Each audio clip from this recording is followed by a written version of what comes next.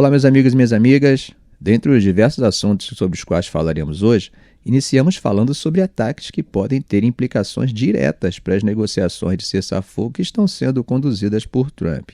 Na noite de ontem, quinta-feira, a Rússia lançou um dos maiores ataques com drones já registrados contra a cidade portuária de Odessa, no Mar Negro, que, como vocês sabem, é um dos pontos que estão sendo discutidos quanto a um possível avanço do cessar-fogo.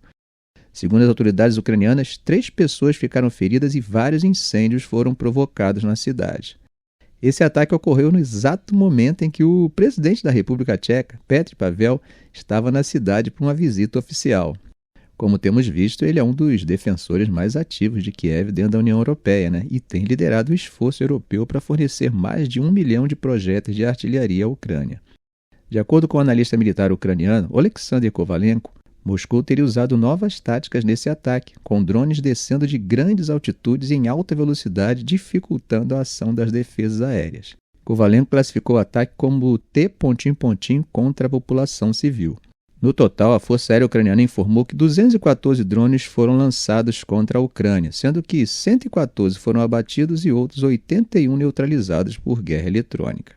Bom, mudando para o núcleo energético da guerra, Rússia e Ucrânia voltaram a trocar acusações sobre ataques à infraestrutura energética, poucos dias depois de os dois lados se comprometerem, ao menos verbalmente, a evitar atacar esse tipo de alvo.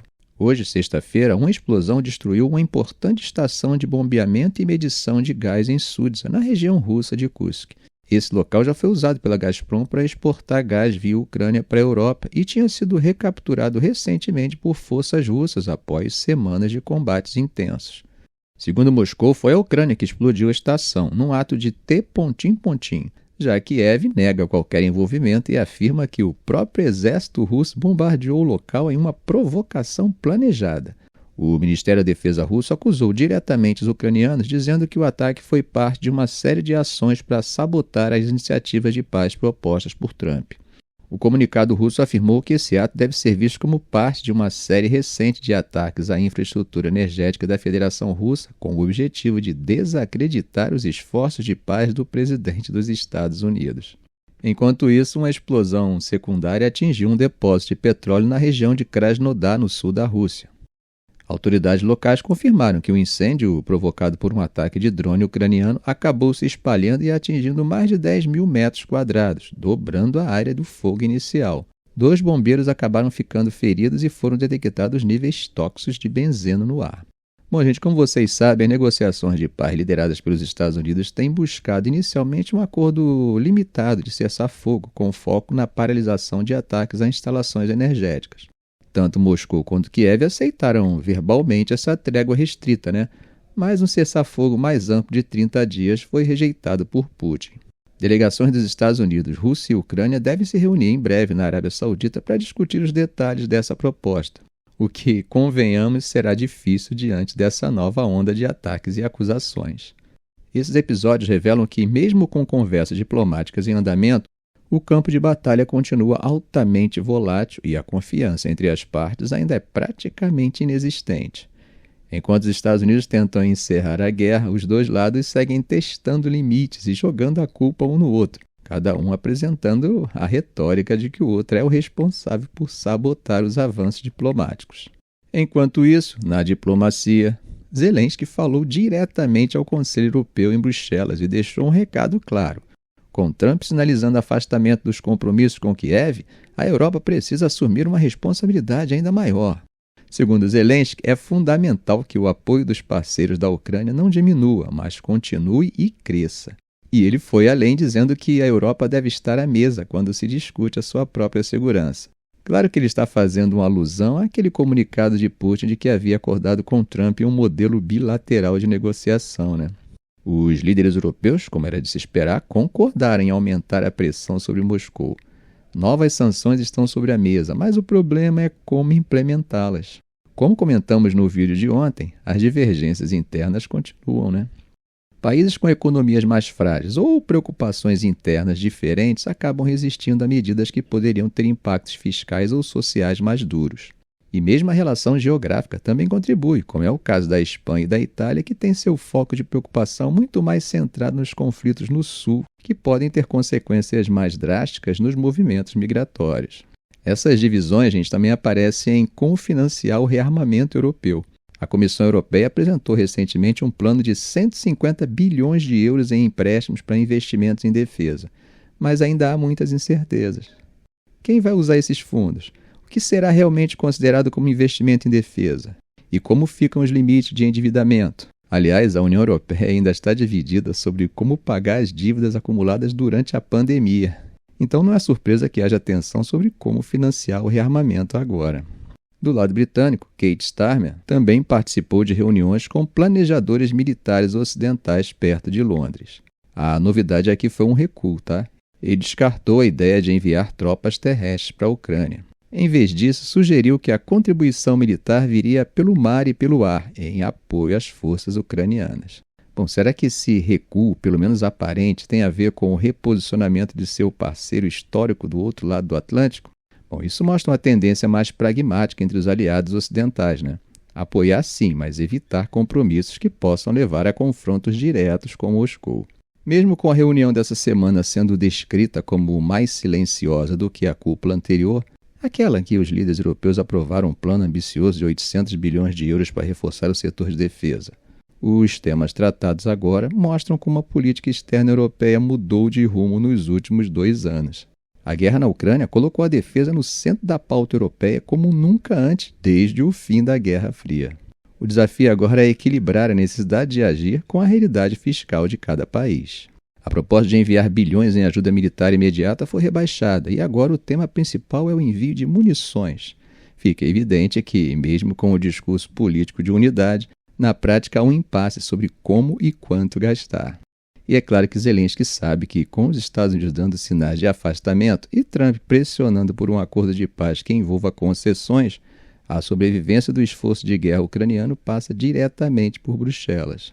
A pergunta que fica é: a União Europeia está disposta e preparada para liderar esse esforço sozinha, caso necessário? E vocês o que acham? A Europa vai conseguir manter esse nível de apoio?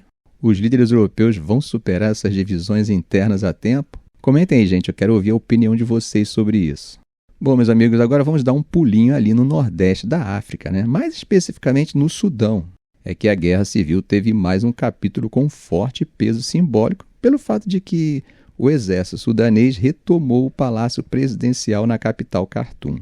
Imagens que circulam nas redes sociais mostraram soldados armados com fuzis e lança-granadas circulando pelo prédio que está parcialmente destruído. Um oficial com insígnias de capitão apareceu em vídeo confirmando que as tropas estavam dentro do complexo que fica às margens do rio Nilo e foi, até o início da guerra, o principal centro do poder executivo do país. Pelo X, o antigo Twitter, o ministro da Informação, Khaled Al-Wazir, escreveu o seguinte: "Hoje a bandeira foi hasteada, o palácio está de volta e a jornada continua até que a vitória seja completa." Mas, gente, apesar da importância estratégica e simbólica dessa retomada, essa vitória do exército não encerra a guerra. O grupo paramilitar Forças de Apoio Rápido, o RSF, liderado por Mohamed Hamdan Dagalo, também conhecido como Hemedti, não reconheceu publicamente a perda do palácio. E, enquanto isso, continua ampliando sua presença em outras regiões do país. Ontem, quinta-feira, a RSF afirmou ter assumido o controle da cidade estratégica de Al-Maliha, no deserto do norte de Darfur, próximo à fronteira com o Chad e a Líbia. O exército reconheceu o combate na área, mas não confirmou a perda da cidade. Isso mostra uma dinâmica que acaba remodelando a paisagem do conflito, ou seja, enquanto o exército avança em Khartoum, a RSF se fortalece no oeste, especialmente na região de Darfur, onde há indícios de que eles estão tentando estabelecer uma administração paralela. Ainda que essa iniciativa não deva ser reconhecida internacionalmente, ela acaba sinalizando de fato, embora não de jure, uma possível fratura político-geográfica do país. Gente, o problema é que enquanto os combates seguem, a população sudanesa paga um preço altíssimo. A diretora da Unicef declarou recentemente que o Sudão vive a maior crise humanitária do mundo hoje. O conflito já matou dezenas de milhares de pessoas, forçou milhões a abandonar suas casas e provocou uma situação de fome tão grave que há relatos de famílias comendo grama para sobreviver. Gente, vocês têm ideia do que é isso? E é importante lembrar o contexto que levou a essa tragédia, né? Em 2019, uma revolta popular derrubou o ditador Omar al-Bashir, que estava no poder havia 30 anos. Aí um governo civil tentou se formar, mas em 2021, os generais Abdel Fattah al-Burhan, do Exército, e da Galo-RSF se juntaram e deram um golpe conjunto. A aliança não durou muito, e eles romperam em 2023. Adivinha o que aconteceu?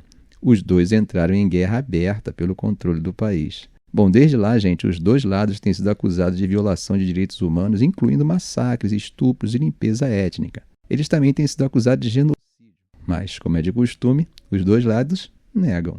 Apesar da retomada do palácio e do aparente recuo da RSF em Khartoum, o cenário geral ainda aponta para um conflito prolongado, com frentes de batalha se consolidando em regiões diferentes do país. O risco de o Sudão se tornar um estado dividido, com 2 centros de poder e sem governo unificado, é real. Além disso, a comunidade internacional tem tido pouca capacidade de intervir com eficácia. A falta de consenso sobre como lidar com o conflito e o foco global em outras crises, como Ucrânia, Gaza e Sahel, fazem com que o Sudão continue escanteado, meio que invisível, Até mesmo na imprensa internacional ele é deixado de lado, quase que escondido entre as demais matérias que tratam de outros conflitos. Gente, que por vezes são menos mortais para a população do que temos visto no continente africano. Bom, já que nós estamos aqui no Nordeste africano, vamos dar um pulinho no Oriente Médio. Então, gente, segundo o líder supremo do Irã, Ali Khamenei, seu país não precisa de proxy na região e os Houthis agem por conta própria, movidos por seus próprios interesses. Claro que sua fala é uma resposta à ameaça de Trump dizendo que vai responsabilizar Teherã por qualquer ataque lançado pelos Houthis. Veja o que Khamenei disse. Os americanos cometem um grande erro ao chamar os centros de resistência regional de proxies iranianos. O que significa proxy? O povo do Iêmen tem suas próprias motivações. Nunca começamos confrontos com ninguém, mas se alguém agir com malícia, receberá duras respostas. Para quem não sabe, quando falamos de eixo da resistência, estamos falando de uma rede de grupos armados que se opõem à presença dos Estados Unidos e de Israel na região. Entre eles o Hezbollah no Líbano, grupos xiitas no Iraque, o Hamas em Gaza e, claro, os Houthis no Iêmen. Esses grupos têm afinidade de interesses com o Irã, embora sejam grupos muitas vezes com orientações religiosas e ideológicas diversas, como xiitas e sunitas, e até mesmo o batismo secular. Nesse ponto, a fala de Khamenei não é totalmente errada. São movimentos locais com suas próprias causas e decisões. No entanto, o Irã e esses grupos têm um ponto que os une: a resistência a Israel e a influência do Ocidente na região. E é claro, o Irã se aproveita desses grupos para amplificar sua atuação política, da mesma forma como os mujahedins e o Washington, com suas profundas diferenças, se uniram para combater a presença soviética no Afeganistão na virada da década de 1970 para 1980. Os dois tinham causas e interesses diferenciados, mas o inimigo era o mesmo, a União Soviética. Os Estados Unidos não sujavam as mãos, mas financiavam quem estava no terreno e estava disposto a sujar.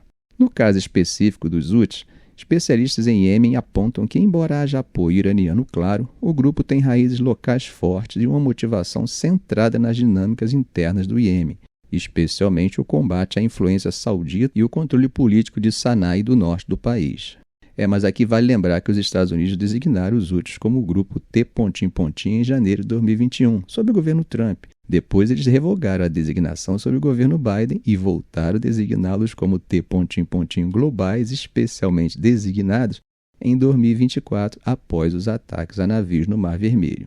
Essa reclassificação tem implicações importantes para a política externa dos Estados Unidos, já que permite aplicar sanções econômicas específicas ao grupo. Por falar nisso, a Rússia veio a público hoje para defender que o Irã tem direito à energia atômica pacífica e está agindo de acordo com a lei internacional. E essa fala surge no momento em que os Estados Unidos e Israel se preparam para conversas de alto nível sobre o programa nuclear de Teherã na próxima semana. Ficamos por aqui. Se esse vídeo foi útil a você, faça um comentário, compartilhe em suas redes sociais, dê um like.